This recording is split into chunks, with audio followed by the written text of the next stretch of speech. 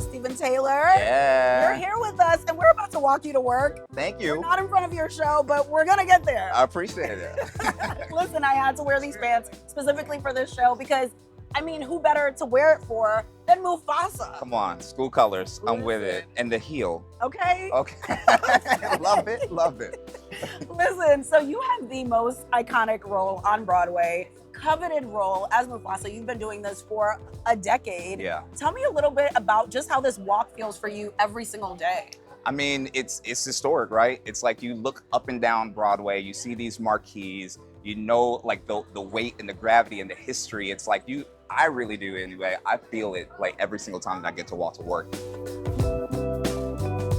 As someone who's done this for so long, if you were to have a time capsule where you could put something in it that just represents your journey as Mufasa, what would that thing be? Oh my gosh, that's a great question. Thank you. I mean, it would probably be, there's this picture of my son and me when I first joined the company, and he came to the stage door to visit me in between shows. He was 3 years old, and it's like one of my favorite pictures.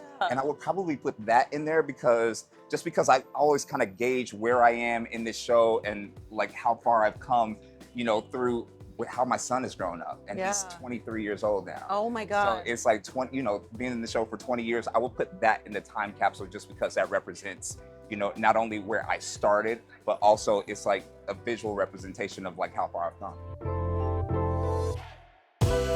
If you were to drop Mufasa into 2025 and give him your best fatherhood advice, Oh. what would that be? Don't be afraid to make mistakes. Ooh. You don't need to be perfect. Everything doesn't need to be figured out.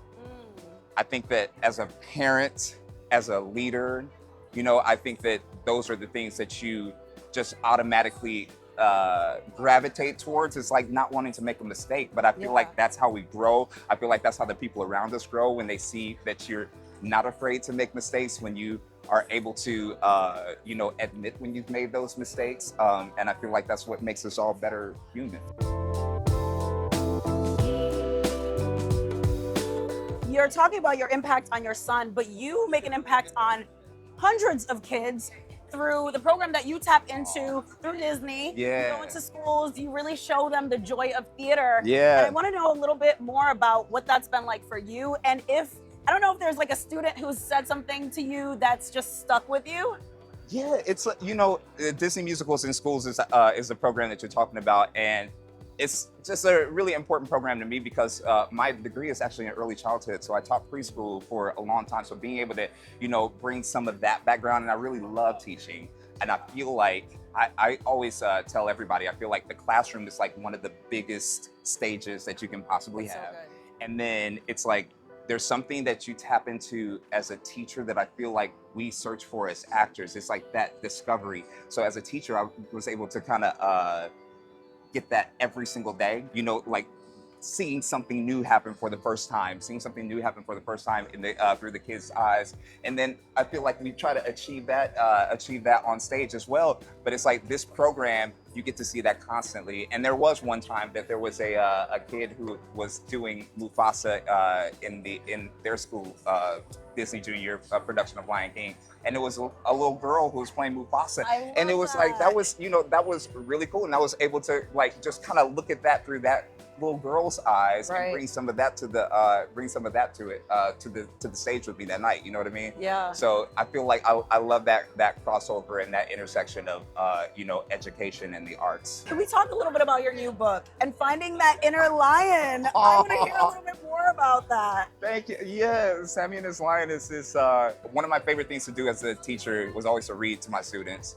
And so something to mark my 20th anniversary with the show, I wanted to just kind of incorporate all of the avenues of my life that kind of brought me to this point. And so I wrote this book, Sammy and His Lion. It's about this little kid, Sammy, who is having some anxiety about his first day of school.